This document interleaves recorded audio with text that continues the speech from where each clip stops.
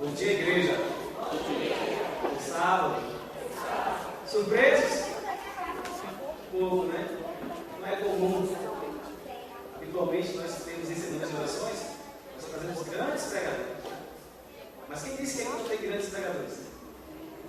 Quem disse para você que essa semana não é especial? Ela é muito especial.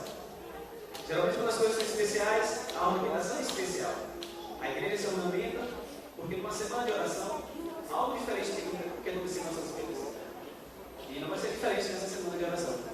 Espero que Deus esteja com vocês. Bem, amigos, essa semana, alguns dias atrás, na verdade, estava manuseando algumas fotografias, na verdade, vindo até no meu computador. E geralmente as fotografias, elas nos trazem algumas lembranças. Algumas delas não são muito boas, né? Outras são fantásticas, mas na verdade, quando nós olhamos algumas fotos, nós nos lembramos de algumas viagens. E eu acredito que todos aqui têm uma viagem que guardam no seu coração. Ela pode ter trazido uma boa lembrança ou uma má lembrança, mas todos nós temos um registro marcado em nossas vidas através de uma viagem. Se não a temos, com certeza iremos ter. As fotos que eu estava vendo me lembrou de uma grande viagem que nós fizemos para Barreiras. Eu vi isso. Isso me emociona muito porque foi muito marcante. E Pedro só tinha 8 meses de vida. Eu tentei trazer essas imagens, mas não foi possível. Mas o fato é que quando eu lembro dessa viagem, algo hilário me aconteceu, porque não foram os momentos tristes que me recordei. Eu me lembro dos preparativos que nós tivemos para poder fazer essa viagem. E recordo muito bem quando o Liz começou a arrumar a bagagem, né? E algo interessante, há uma diferença muito grande no pensamento do homem em relação ao pensamento da mulher quando se diz viagem. O homem é muito prático. Concordem comigo? Quando a gente vai viajar, a gente pensa logo em quem? Bom, eu talvez vou passar quantos dias? 2, 3 dias. Bom, eu vou levar um par de sapatos, né? Que pode precisar ir para algum espaço, algum ambiente diferente, mas eu não vou nem botar na bagagem, eu já vou calçado. Né? Vou levar somente um par de chinelos, alguns shorts. Bom, são 3 dias, hoje eu vou uma cueca, mais 2 cuecas, resolve tudo, né? Algumas camisas, e aí a mochila praticamente resolveu. Está resolvido. Se eu vou para a praia, boto uma cueca de praia, serve para todos os dias. Aqueles mais desajustados utilizam um short que serve para todos os dias, inclusive até para ir para a praça. Né? Mas quando a gente fala de mulher fazer arrumação de bagagem para viajar, meu amigo, é um negócio impressionante, né? A mulher tem um dom especial, que ela começa a vasculhar cada canto da casa, né? Ela garimpa tudo quanto é objeto que está escondido. Coisas que vocês nunca lembravam mais, ela vai procurar. E começa a arrumar as bagagens, né? E aí começa a fazer mala por mala e a colocar dentro do carro. E aí isso assim aconteceu, né? E uma mala, pois outra, não mais coisa. Quando eu olhei para o carro, ela chegou para mim. Eu olhei para o carro assim, olhei bem, é verdade, está bem arrumado. Agora, a gente vai aonde?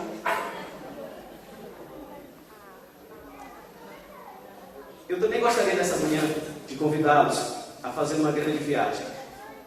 Nós hoje vamos começar a semana de oração, Deus desafiando os nossos limites, os seus limites e os meus limites. E eu vou convidá-los também a fazer uma viagem diferente, porque nós vamos utilizar alguns meios diferentes. O veículo que nós vamos utilizar não vai ser um automóvel, não vai ser um avião. Nós vamos utilizar a nossa mente, o nosso raciocínio. E eu gostaria que vocês, nesse instante, abrissem a Bíblia de vocês no livro do Êxodo, no capítulo 12, no versículo 37. Curve a sua fronte. Deus de amor, Deus Todo-Poderoso, entendemos que essas palavras são sagradas porque foram inspiradas por Ti. E entendemos, Senhor Deus, que para compreendê-las nós carecemos que Teu Espírito se faça presente em nosso meio. Para tanto, Senhor Deus, nós pedimos que cada anjo que acompanha, cada ser humano que está nesse recinto, cada filho Teu, Pai, abra a mente, que o Senhor possa produzir conexões nervosas, coerentes para poder compreender a Tua mensagem. Nós sabemos que Tu quer falar com o Teu povo, ó Deus. Portanto, nos usa nesse momento. use a tua palavra para que ela seja impactante nas nossas vidas, para que saiamos daqui revigorados, renovados para poder viver nessa terra até o dia que tu voltar. Nós te pedimos em nome de Jesus. Amém. Nós começamos a fazer essa viagem. Talvez vocês não conheçam algumas cidades interessantes, mas o livro do Êxodo eles traz nomes interessantes de algumas cidades. Vocês já viram falar da cidade de Pitom, Ramsés, nomes diferentes? Mas o texto bíblico fala bem assim: assim partiram os filhos de Israel de Ramsés para Sucote, cerca de 600 mil a pé, somente de homens, sem contar mulheres e crianças. E eu perguntaria para vocês, já imaginou o tamanho dessa multidão? A Bíblia registra apenas a quantidade de homens, mas aqui eu vou tentar ser até um pouco econômico. Eu acredito que mais de 1 milhão de pessoas estavam aqui nesse local. E vocês conhecem o texto, conhecem toda a história? O livro de Êxodo, se nós pegássemos para poder estudar desde o primeiro capítulo, entenderíamos como isso.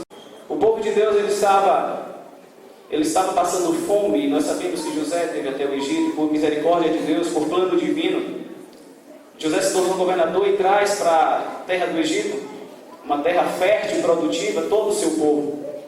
A Bíblia relata que, algum tempo depois da morte de José, um novo faraó, um novo rei daquela região, desconhecendo a presença e a importância de José, e temendo que o povo hebreu crescesse e se tornasse dominante sobre aquela região, decide então escravizá-los, decide então oprimi-los.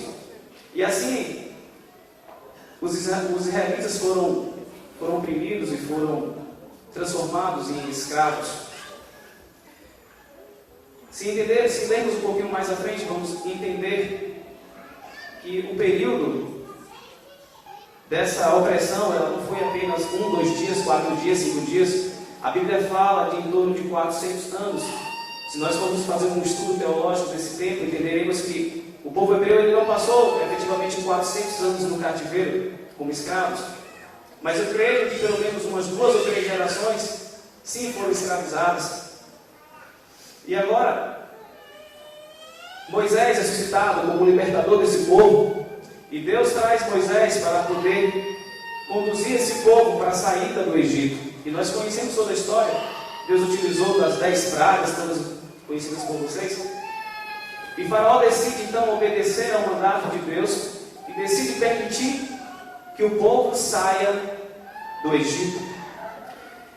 Eu fiquei curioso porque quando nós estudamos o livro de Êxodo, quando falamos do período de escravidão, o autor bíblico, o próprio Moisés, ele não se preocupou em enfatizar nenhum episódio de grande relevância durante o período da escravidão.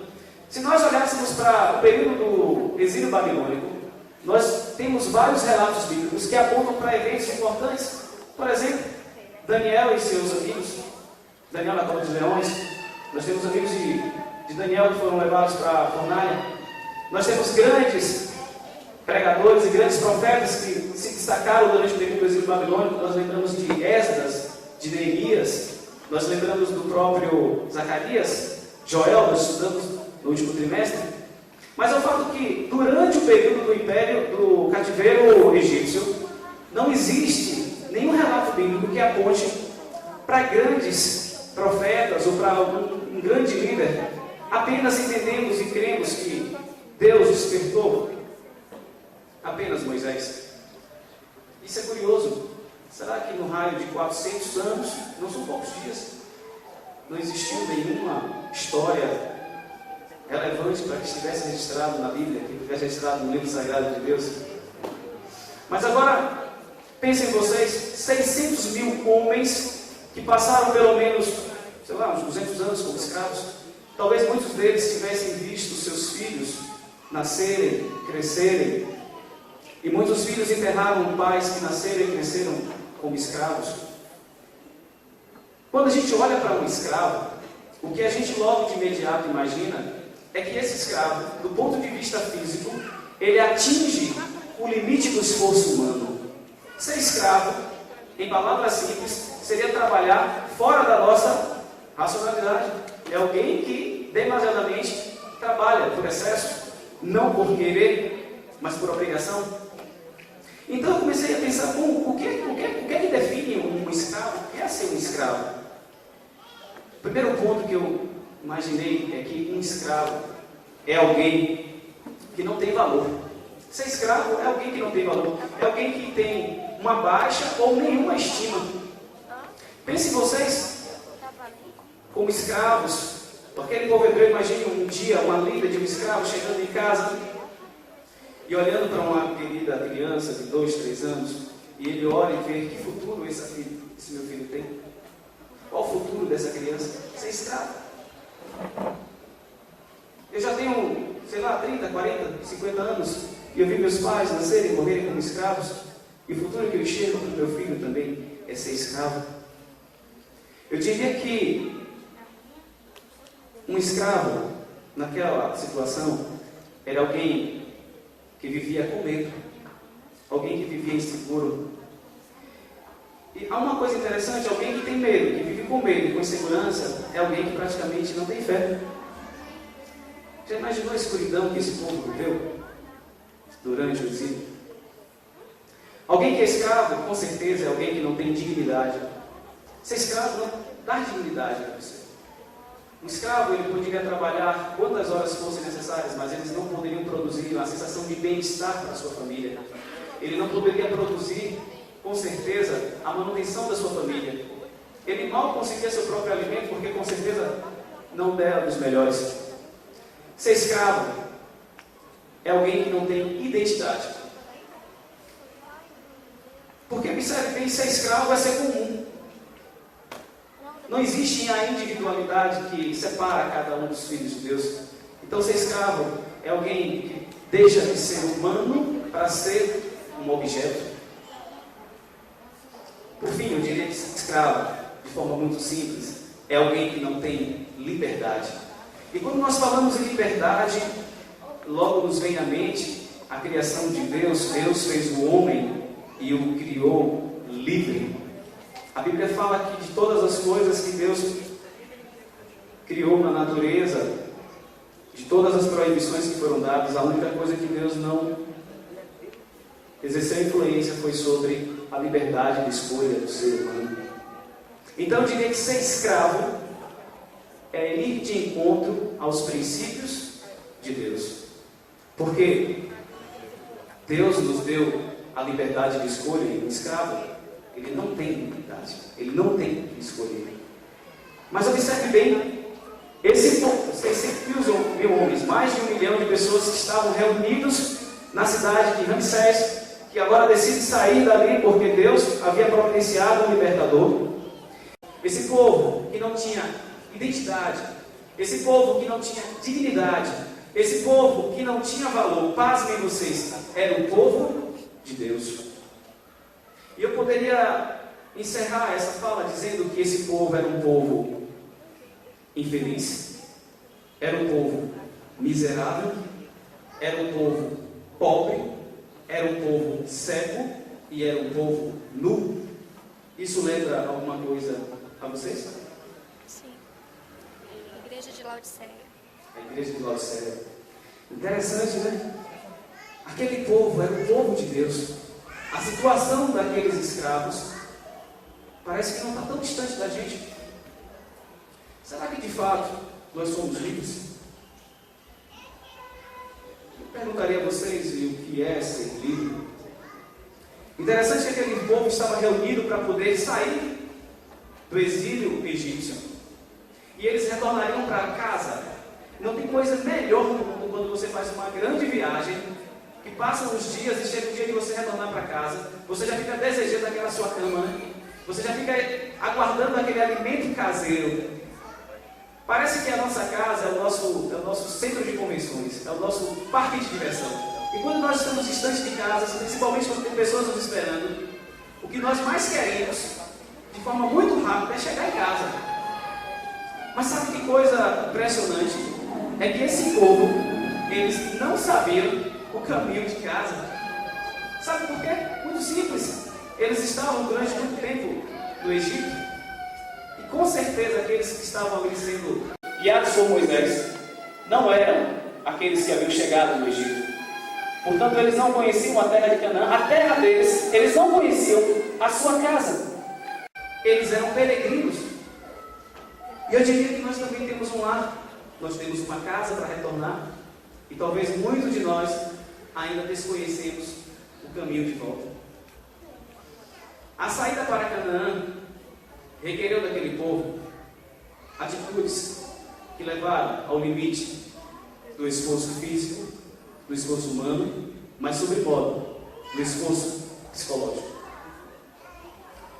Quando nós paramos para analisar a geografia de Canaã em relação à terra do Egito, nós vamos entender que o povo egito, o povo hebreu, eles habitaram nas terras de Gósen.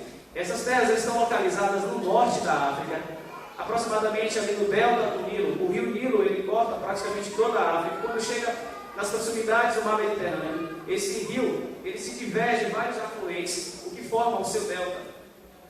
Essa região do Egito é uma região bastante próspera. José teve essa preocupação de quando trouxe o povo hebreu, ele os conduziu para essa terra, uma terra fértil, uma terra produtiva. E agora esse povo decide sair dessa terra produtiva, mas voltar para Canaã, pela própria geografia, significava buscar o caminho mais perto, o caminho mais rápido para casa. E o caminho mais rápido para casa significava ir pelo norte. A terra de Canaã se encontrava a norte de Gósen, ao norte do Egito. Mas nós, quando lemos a palavra de Deus, Êxodo 13:17, nós vamos ver algo interessante. E diz bem assim: tendo o faraó deixado ir o povo, Deus não o levou pelo caminho da terra dos filisteus, posto que mais perto, pois disse, para que porventura o povo não se arrependa, vendo a guerra, e torne ao Egito. O caminho mais rápido para Canaã significava passar pelos filisteus, mas é evidente que aquele povo também não saberia, nem entenderia, que ao norte do Egito estava esse povo filisteu, até então desconhecido para esse povo. Eles eram escravos, entendo, muito tempo dentro da escravidão, vivendo como escravos. Talvez nunca tiveram feito uma viagem, apenas só tinha saído dali Moisés. E agora aquele povo sai conduzido apenas por duas colunas. Uma coluna de nuvem durante o dia e uma coluna de nuvem de fogo durante a noite. Vocês conhecem a história? E essa afirmação é tão evidente quando nós lemos em Patriarcas e Profetas, na página 196 e 197. Ellen White afirma que aquele povo era um povo que pouco conhecia Deus, e pelo fato de pouco conhecer a Deus, era um povo que tinha pouca ou quase nenhuma fé. E é muito comum nós julgarmos esse povo, né? A gente fica assim olhando, meu Deus do céu, como é que esse povo não tinha fé? Esse povo conseguiu visualizar 10 pragas caindo sobre o povo egípcio como uma mão forte de Deus para libertá-los. E como é que esse povo não tem fé? Como é que esse povo não conhece a Deus? Quando a gente olha para esse evento, as 10 pragas, nós conseguimos ver uma relação de Deus com Moisés, uma experiência vivida praticamente entre Deus e Moisés. O povo era apenas meros espectadores. Mas agora o povo precisava conhecer a Deus para poder ter a tão sonhada fé necessária para poder ser conduzido até a terra de Canaã. E a Bíblia fala que a saída deles praticamente foram diretamente para o sul. A Bíblia afirma que eles, ao invés de ir para o norte, foram conduzidos para o sul e chegaram até as margens do Mar Vermelho. Agora imaginem vocês, uma multidão de pessoas de frente do Mar Vermelho. Talvez eles não tivessem nem conhecido ainda o Mar Vermelho. Coisa legal, quando você vai numa praia, né? Você chega lá aquele horizonte azul, bonito, né? Geralmente, chegar junto do mar traz uma sensação de paz, né? Uma sensação de conforto. Você pode chegar ali, ó, vou descansar, vou meditar agora. Bom, graças a Deus, saímos daquele cativeiro, saímos daquele pesar. Nós agora estamos aqui desfrutando maravilhas de contemplar o Mar Vermelho, de contemplar águas. Mas Uma dúvida, né? O que simbolizava aquele mar? Se eu estou indo de volta para minha casa, se aquele povo estava sendo conduzido para Canaã, o mar representava justamente um empecilho, algo que impedia. E para um povo que já estava tremendamente abatido, aquele mar significava o limite da sua jornada. Não era possível, era algo fora da capacidade humana ultrapassar as águas do Mar Vermelho.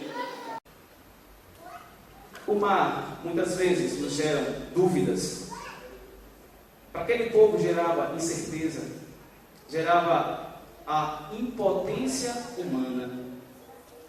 Mas ali, diante daquele mar, o povo de Israel, na sua jornada, encontra o seu primeiro grande problema. E eu vou simbolizar esse primeiro grande problema através de uma folha branca. Vou convidar aqui um amigo, Deise. Você, Deise, vai ser o mar. O primeiro grande problema do povo hebreu, pastor. Nós temos aqui um grande problema. E esse problema, ele não pode ser resolvido por esforço humano. Esse problema não pode ser vencido simplesmente pelo trabalho. Esse problema, ele não pode ser superado pelo meu conhecimento, pela minha força. Mas geralmente quando nós temos um grande problema, não sei se acontece na vida de vocês, quando tudo está dando errado, quando aquela situação parece insuportável, geralmente aparece um outro problema. Parece que o problema nunca é demais. Quando nós estamos enfrentando dificuldades, e muitos se colocam diante de Deus, meu Deus, me ajuda nesse problema. Eu estou passando um problema sério no meu casamento, a minha esposa não tem sido mais aquela esposa, o meu namorado não tem mais correspondido. Os meus filhos estão distantes de mim. Eu tento ser perfeito, tento fazer a vontade de Deus. Mas, meu Deus, eu estou passando por essa situação de grande dificuldade. O desemprego chegou à minha porta, meu Pai. E agora eu tenho família para poder suprir. Eu tenho escola para poder pagar. Eu tenho faculdade para poder cumprir com minhas obrigações. Mas, meu Deus, está me faltando dinheiro, me ajuda, meu Pai. E quando nós temos um problema praticamente intransponível, aparece um outro grande problema. Para aquele povo hebreu, não foi diferente. Um grande problema atraiu um outro grande problema. Se nós lermos Êxodo 14, de 9 a 10, vamos descobrir que problema é esse. E diz bem assim: perseguiram-nos os egípcios, todos a cavalos e carros de Faraó, e os seus cavalarianos, e os seus exércitos, e os alcançaram acampados junto ao mar, perto de Piairote, defronte a Baal-Zephon.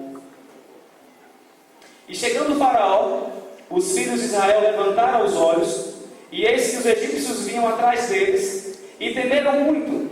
Então os filhos de Israel clamaram ao Senhor. Meu Deus! Já imaginou?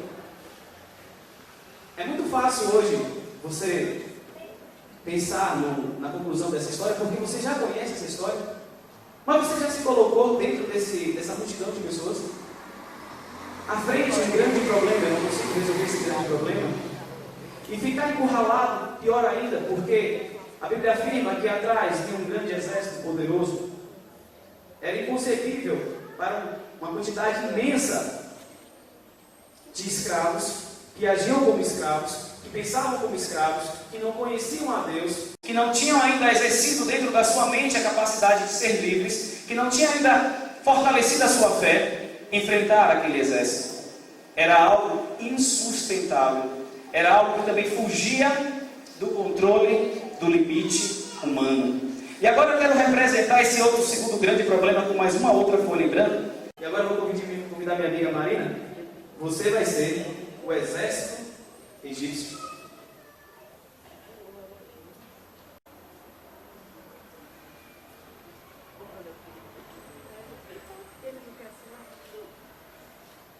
Bom, a situação era caótica. O povo de Deus estava encurralado. O grande problema é que aquele povo não sabia que eles pertenciam a Deus. E isso também acontece com a gente. É muito confortável ficar aí nos bancos, só imaginando essa história acontecendo. Até mesmo porque vocês já conhecem o desfecho dela, vocês conhecem como Deus agiu. Mas se eu estivesse ali, no meio daquela multidão, pensando como escravo, vivendo como escravo, tendo uma fé tacanha de um escravo, quantas vezes eu já vi grandes pregadores falarem de que aquele povo era ingrato porque eles murmuraram contra Deus? E você? Você não murmura? Quando os problemas eles se cercam por todos os lados, você não murmura? Será que somos tão diferentes desse povo? Interessante. Às vezes nós pensamos que somos melhores, né? Aquele povo viu as pragas, viu Deus operando de forma miraculosa, e agora eles não creem que Deus pode resolver os seus problemas. Quantas vezes as dificuldades que nos acertam, a gente pensa, poxa, será que Deus mesmo está comigo? Será que Deus está disposto a me proteger? O que vai acontecer depois comigo? Será que Deus está me ouvindo? Quanto tempo tem o teu problema? Aquele povo viveu, com certeza, mais de 200 anos como escravos. E o problema tem apenas uma semana, talvez um mês, talvez um ano, 2, 3. Como é que está a tua fé? Depois de um dia de problema. Esse problema é estendido para mais uma semana, para um mês, para um ano, para 2 anos. Ah, mas ele não tem fim? E é isso que aconteceu com o povo hebreu. Interessante que quando os nossos problemas são grandes, nós também temos um Deus que é grande. Mas o difícil é que quando ele se torna muito grande para a gente, nós transformamos o nosso Deus em um Deus muito pequeno. Porque quando a nossa fé é pequena, o nosso Deus é pequeno. Quando a nossa fé é grande, o nosso Deus é grande. Quem que missiona o nosso Deus? Como está teus dias com Deus? Quando nós lemos a palavra de Deus, nós encontramos as soluções dos nossos problemas. Êxodo 14, no verso 19, uma solução. Aqui aparece um terceiro elemento que até então é desconhecido por nós. Anteriormente nós não ouvíamos nenhum relato falando sobre essa situação. E aqui fala bem assim, olha, então o anjo de Deus, que ia adiante do exército de Israel, se retirou e passou para trás deles. Também a coluna de nuvem se retirou de diante deles e se pôs atrás deles. Coisa interessante, né? Existia um anjo que conduzia aquele povo. Deus, ele quando decidiu tirar o seu povo, a Bíblia fala que Deus se lembrou da sua aliança feita com Abraão. E quando o povo de Israel clamou a Deus, Deus ouviu aquele povo e lembrou-se da sua aliança. Deus, quando Ele decide resolver os nossos problemas, Ele simplesmente não trabalha no oculto, de forma isolada.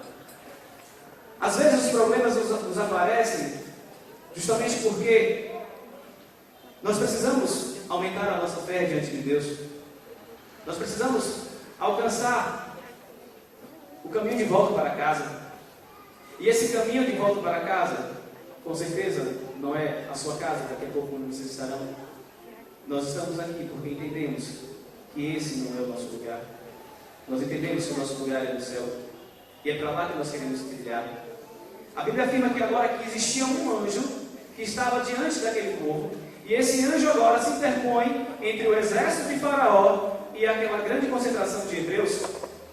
Eu perguntaria para vocês, será que o anjo de Deus, pense bem, o anjo de Deus teria poder suficiente para destruir todo aquele exército de egípcios?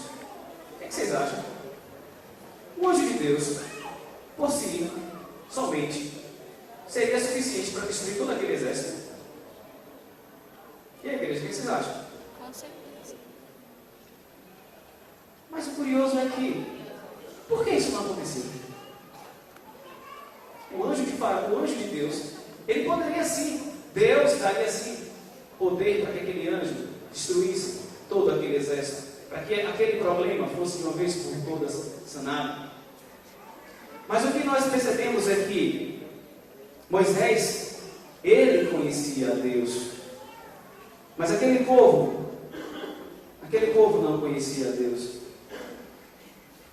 E eles precisavam de uma relação, de uma experiência forte diante de Deus. Mas alguém pode pensar assim, bom, e o que poderia ser conhecer a Deus? Eu transformaria essa pergunta do povo hebreu para vocês. Vocês conhecem a Deus? Será que os anos de adventista que você tem, o de conhecimento da palavra de Deus, já te deu a oportunidade de conhecer a Deus?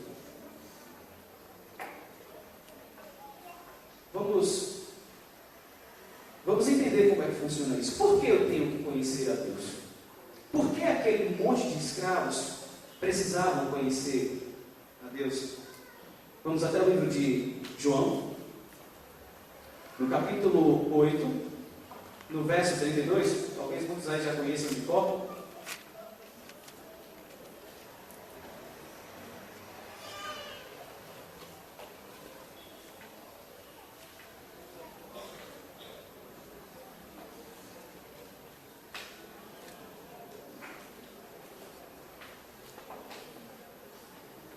Diz bem assim: e conhecereis a verdade, e a verdade vos libertará. Bom, mas que verdade é essa? Que verdade é essa que o povo hebreu precisava conhecer para se tornar livre? Que verdade é essa que a igreja de Deus precisa conhecer para se tornar livre?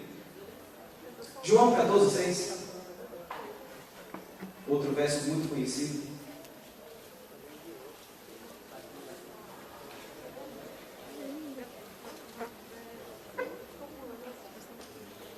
Respondeu-lhes Jesus: Eu sou o caminho e a verdade e a vida. Ninguém vem ao Pai senão por mim. Compreende, igreja? Para que aqueles escravos, embora libertos fisicamente do domínio egípcio, para poder se tornar livres de espírito, para voltar às origens da criação, para terem de volta a sua liberdade de escolha, de decisão, eles precisavam conhecer a Jesus. Eles precisavam conhecer a Deus.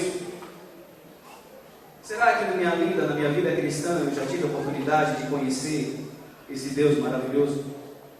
Esse Deus que muitas vezes utiliza situações até hilárias para resolver os nossos problemas. Você conhece a história, o mar foi aberto. E o que foi que aconteceu com os grandes dois problemas? Aqui agora eu tenho. O que é que essa amiga aqui representa? O mar. Ali eu tenho outro problema. Que problema é aquele? O exército. E aí a gente pensa, mas meu Deus do céu, como é que eu posso resolver esses problemas? Não estou aguentando mais. Tanto sofrimento. Sabe o que Deus faz? Ele simplesmente mistura esses dois problemas. Misture. Amassem. Unam. Machuquem. É assim. Percebe, irmãos? É assim que Deus resolve nossos problemas. Foi assim com o povo hebreu. Amém. Deus misturou os dois grandes problemas da vida deles e deu solução. Coisa interessante, quando a gente mistura os problemas, parece que a coisa multiplica. Com Deus é diferente. Quando Deus une os problemas da gente, Ele resolve os nossos problemas. Mas sabe por que Deus precisou misturar aqueles problemas? Porque Deus precisou derrotar todo aquele exército. Aquele povo precisava entender que o algoz da vida deles precisava ser destruído. Talvez o povo de Deus, se tivesse fugido, e lembrando que o exército de Faraó ainda existia na terra, eles viveriam o resto de suas vidas angustiados, porque temeriam que algum tempo pudessem retornar como escravos para o Egito. Mas Deus, quando resolve nossos problemas, Ele resolve de uma vez. Olha, filhos, eu quero te levar para o céu. E isso significa aniquilar de uma vez por toda todo o sentimento que te prende a essa terra. E muitas vezes nós não entendemos por que certas coisas acontecem nas nossas vidas. Será que muitas vezes Deus não está querendo tirar de nós lembranças do Egito? Será que o nosso coração muitas vezes não se prende de forma demasiada à terra do Egito? Deus nos ama de forma surpreendente, muitas vezes incompreensível aos nossos corações. Mas a verdade é que o mar dele foi aberto, de fato, vocês conhecem, como já falei na história. Imagine vocês, agora aquela multidão diante do mar aberto. Moisés, ele ergue o seu cajado e consegue abrir o mar. Mas antes que aquela multidão atravessasse o mar, nós temos uma ordem. E que ordem é essa? Voltemos para o livro de Êxodo, no capítulo 14. Capítulo 14, e no versículo 15, olha o que está escrito ali. Disse o Senhor a Moisés: por que clamas a mim? Dize aos filhos de Israel que marchem. Observem vocês, Deus poderia tranquilamente utilizar o seu anjo poderoso e destruir todo aquele exército, e o povo de Israel já estaria livre. Eles poderiam retornar e buscar uma outra alternativa de caminho. Mas não é isso que Deus faz. Deus abre o mar vermelho e dá uma ordem para aquele povo: marchem. Sabe, igreja? Por que Deus precisava fazer com que aquele povo atravessasse o mar vermelho? Vocês acham que foi fácil atravessar aquele mar vermelho depois de aberto? Será que foi simples? Eu imagino, fico aqui tentando visualizar vozes naquela multidão, porque sempre existe no meio da multidão aqueles que tentam confundir a nossa mente. Alguém pode dizer para você assim: tu vai? Tu tá doido? Já imaginou se aquelas colunas de água se fecham? Tu vai parar onde? Assim acontece também com nós hoje. Talvez você que está aí, que não conhece ainda Deus, tenha escutado isso durante a sua vida. Talvez alguém que está aqui ouvindo, que já muitas vezes tentou se entrar naquele tanque batismal, não conseguiu, porque ouve vozes: tu vai se batizar, tu vai virar crente? Menino, tu tem coragem? Não é fácil. A briga é gritante para aquele povo, desafio surpreendente. Não pense vocês que atravessar aquele mar foi algo simples, porque não foi. Deus precisava retornar. Deus precisava mostrar àquele povo que Ele era Deus. Deus precisava fazer com que aquelas pessoas se sentissem como filhos de Deus. Se nós pudéssemos ir agora ao livro de Hebreus de forma rápida, não vou ler o texto, e fomos até o capítulo 11 de Hebreus, no verso 29, nós temos lá uma informação surpreendente. Nós vamos saber que aquele povo atravessou o mar vermelho porque tiveram, igreja? Fé. Observe que um povo escravo, destituído de fé, destituído do conhecimento de Deus, agora diante de uma situação onde Deus diz: marchem, algo surpreendente acontece no coração daquele povo. Aquele povo passa a entender de fato quem é Deus, qual é o Deus que eles seguiam. Nos corações daqueles queridos surge algo diferente. Eles compreendem através da convivência, da experiência prática com Deus, o que é ter fé. Quando entraram dentro daquele mar, aquela multidão, elas lançaram fora todas as suas dúvidas, todas as suas inquietações. Eles puderam entregar naquele mar todos os seus problemas. Dentro daquele mar ficou depositado toda a insegurança, toda a falta de esperança. Dentro daquele mar ficou todo tipo de problema que pudesse afastar o homem de Deus. Naquele mar foi retornado a essência do que é ser filho de Deus. Sabe, queridos, nós também temos um grande mar a desbravar. Essa mesma ordem, esse mesmo imperativo, também foi dado por Jesus para a nossa geração. Se hoje você não lembra de que imperativo é esse, eu gostaria de levá-los até Mateus, no capítulo 28.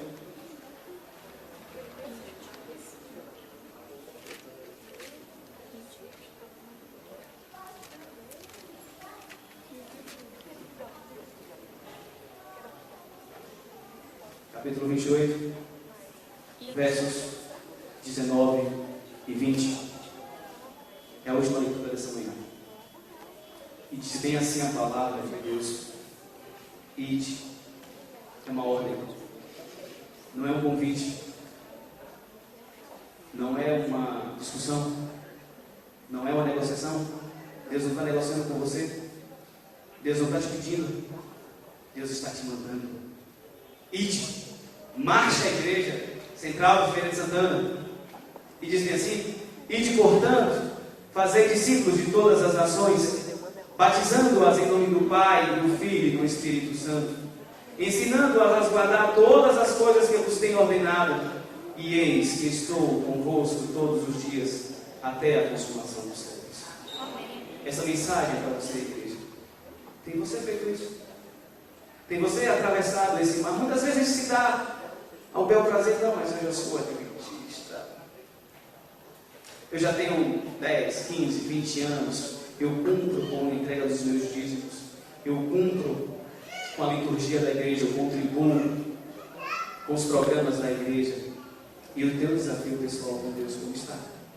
E o cumprimento da ordem de Deus para a tua vida, como está? Deus abriu o povo para que ele se salvasse. Jesus morreu na cruz para que eu e você pudéssemos voltar para casa. Nesse momento a gente vai ouvir uma canção onde nos leva aos desafios que a vida nos impõe. Quando Deus se relaciona com você, Ele quer tua entrega por completo. Quando Deus desafia os nossos limites, Ele não está desafiando apenas os nossos limites físicos, Ele está querendo mais do que isso, Ele está querendo o nosso coração. Deus quer te completar, porque Ele quer te ver feliz. Deus quer te completar, porque Ele quer que você consiga perdoar o seu irmão. Deus, Ele quer te completar, porque Ele quer acabar com a insegurança do desemprego. Deus quer que você o conheça para te mostrar quão poderoso Ele é. O seu filho já cumpriu sua tarefa, já veio aqui e morreu por cada um de nós.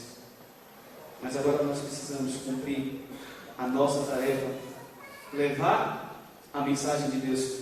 Sabe, meus queridos jovens, foi um desafio somente para vocês, não. Pregar para mim também foi um grande desafio. Vocês nunca me viram pregando aqui? Não pensem em vocês que também não tive os meus conflitos. Sabe, Marinho? Tive. Pode ter certeza que Deus já deu a solução. Deus já deu a palavra dele para vocês. Vocês farão diferenças aqui durante essa semana. Acredito que essa igreja será impactada durante a semana, porque o Espírito de Deus está com a gente. Eu queria convidá-los a um desafio, porque muitas vezes os jovens dessa igreja foram desafiados. Eu queria convidar aqui meus amigos que estão com alguns convites a se colocar na frente de cada bancada dessa. Dani vai cantar uma música especial para concluir a nossa pregação. Eu tenho aí, amigos queridos, alguns convites que foram feitos especialmente para essa semana de oração. Durante os preparativos da semana, eu pensei: não, a gente vai distribuir com a igreja convites para que eles possam trazer visitas. Mas eu parei para pensar e imaginei: mas muitos deles pegam os convites e saem distribuindo de forma aleatória e acham que está fazendo a vontade de Deus. Não, eu cumpri meu trabalho. Eu peguei os folhetins e saí entregando: tome aqui, tome aqui, tome... Não. Esse convite, eu vou desafiar você a se levantar do seu banco e venham e pegue os convites e entregue às pessoas que você já deve estar pensando aí em sua mente. Eu vou estar aqui orando enquanto nós ouvimos essa música e enquanto você se levanta para me pegar esse convite.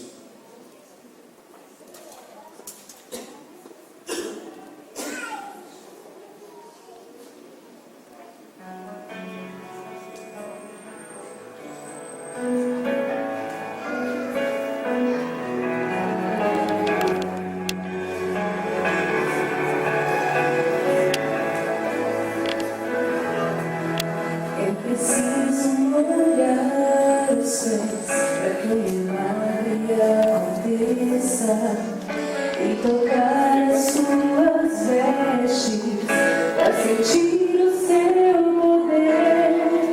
É preciso crer bem alto, marchador, para que o sacrifício apareça e será por muitos anos até que a chuva desça para atravessar o mar.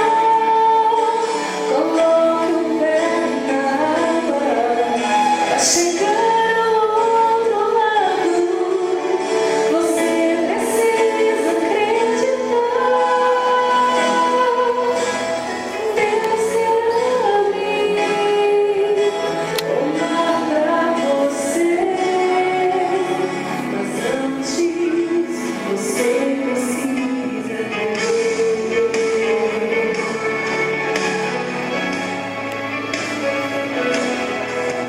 É preciso mergulhar bastante uma vez e clamar mais alto que o mundo para então voltar a ver. É preciso crer na cruz para tornar-se um novo ser, esperar só mais um pouco até ver Jesus descer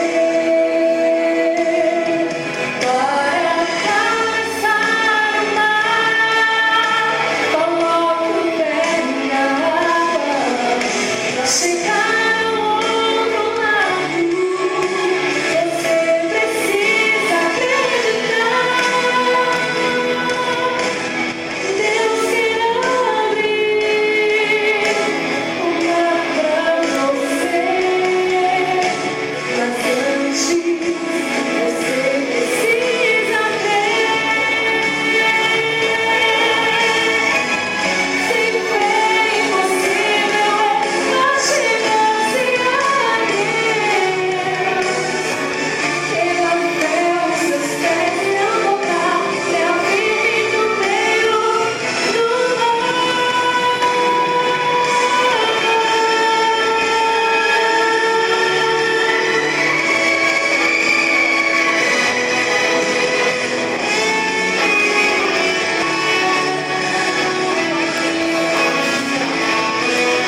Para atravessar o mar, coloque o pé na água para chegar ao outro lado. Você precisa acreditar. Deus quer abrir o mar para você. Mas antes você precisa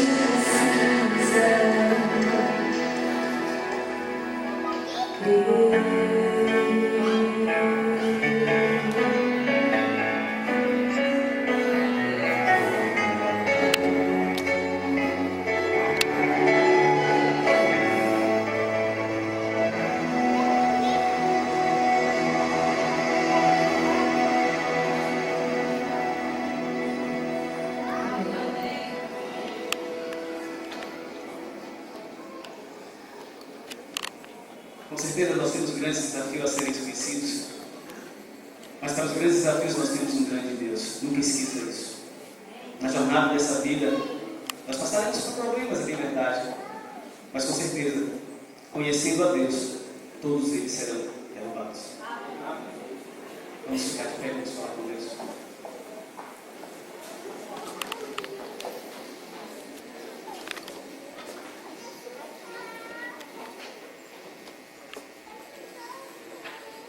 Senhor Deus e Pai, nós te louvamos, te agradecemos, porque nós temos no nosso coração, Senhor Deus, o desejo ardente de te conhecer. Pai, não queremos viver nesse mundo, nós sabemos que aqui não existe esperança para o futuro. Por mais que vejamos as coisas acontecerem de forma prazível, por mais que vejamos a tecnologia se desenvolvendo, a ciência, por mais que nós vejamos, Senhor Deus, líderes buscando paz para esse mundo. Nós sabemos que aqui não existe solução. Entendemos que a solução para nossas vidas está em existir, Deus. Nós sabemos que já foi ao céu e já preparou o nosso lar. Nós sabemos que essas casas já estão prontas, Senhor Deus. Nós pedimos que o possa plantar dentro dos nossos corações a vontade ardente, Senhor Deus, de voltar para o nosso lar. Nós queremos, Senhor Deus, entregar as nossas vidas, muito mais que isso, os nossos corações, as nossas limitações. Nós queremos nos conhecer por completo, Pai. Envolve as nossas vidas. Protege os teus filhos aqui nessa terra, porque vivemos num mundo escravizado pelo pecado. Mas entendemos que a tua graça alcançou a cada um de nós. E para isso, Senhor Deus, nós entendemos que precisamos cumprir a tua obrigação. Pregação de estudar, de levar a tua mensagem a tantos que precisam conhecer essa tua graça, essa tua misericórdia, esse teu poder grandioso de transformar vidas. Dá-nos, Senhor Deus, a disposição, implanta dentro do nosso coração a vontade de falar de Jesus para os outros. É verdade que durante a semana nós falamos tantas coisas normais, perdemos tempo vindo fazendo tantas coisas sem sentido para essa vida. E esquecemos muitas vezes de apresentar ao nosso amigo o que há de mais precioso na vida, que é o conhecimento da tua palavra e o conhecimento do Filho em nossas vidas. Portanto, Senhor Deus, visite essa igreja, visite cada membro dessa igreja, Pai, tu sabe quais são as dificuldades, quais são os sorrisos, quais são os anseios, as dúvidas que param sobre a mente de cada um deles. Abençoa, Pai, de forma profunda essa semana de oração. Faz com que ela seja diferente em nossas vidas. Abençoe cada jovem. Tu sabes quais são os temores, a aldeia. Tu sabes, Senhor Deus, as dificuldades e os limites que precisam ser superados. Pai, que eles possam te conhecer na essência. Porque te conhecendo, nós sabemos que todas as coisas nós podemos vencer. Conhecendo a Ti, Pai, nós podemos superar tudo que for colocado diante do inimigo. Ele será apenas mais um obstáculo a ser superado. Visita, Pai, essa igreja, faça com que ela seja mais amorosa. E nós temos mais intimidade com o nosso semelhante. Ajuda-nos, ó Deus, a cumprir a Tua ordem de amar os nossos semelhantes. Ajude-nos, ó Deus, a abraçar essa causa. Porque estamos com saudade de Ti. Porque queremos ver o Teu rosto, porque queremos estar presente, dignos, ó Deus, diante do Teu Cordeiro, porque queremos viver eternamente contigo. Abençoe as nossas crianças, abençoe os departamentos dessa igreja que passam por tantas dificuldades. Abençoe, Pai, as nossas limitações para que possamos em Ti superar e fazer o nosso trabalho, e fazer o trabalho melhor para Ti, Deus, entregar os nossos talentos para que possam ser usados para abreviar a Tua obra. Abençoe, Deus, os anciãos dessa igreja, na grande tarefa de conduzir esse povo, cada um com um pensamento diferente, cada um só pequenino. Mas, Pai, é porque o pecado mora em nós. Nós queremos ser honestos a Ti. Queremos abrir o nosso coração, Pai, para entender, para compreender que somente quando nós somos um povo que se junta e que tem desejo de orar juntos, é que nós podemos alcançar as funções celestiais. Portanto, Senhor Deus, entendemos que talvez precisamos passar por diversas experiências, muitas delas amargas, porque mesmo vivendo tanto tempo na Tua igreja, Pai, muitas vezes nós não conhecemos o Teu Filho. Nos ajuda a ver Jesus em nossas vidas, Pai. Que Ele faça parte das nossas casas, dos nossos lares. Que Ele habite, Senhor Deus, no nosso trabalho. Que Ele esteja no nosso discurso. Mas que Ele seja o primeiro em nossa vida, Pai. Para que nós possamos colocar e deixar de lado tudo aquilo que pode, ó Deus, interromper a nossa relação contigo. Mas que isso não seja apenas um momento, isso seja uma filosofia para toda a eternidade. Dispensa agora a Tua igreja, Pai. Leva-os, protege-os. Mas enquanto também, Senhor Deus, o desejo de retornar à Tua casa. Nós teremos uma programação hoje à nós vemos esses mesmos rostos na tarde, Pai. Portanto, Pai, opere o milagre, para que não fiquemos em casa, adormecidos pelo conforto de uma cama, do prazer de ver de repente a novo tempo, programas de excelência. Espere em nós o desejo da comunidade cristã, de acompanhar os programas que a igreja oferece. E por fim, Deus, abençoe as pregações desses jovens que serão sucedidas dia após dia.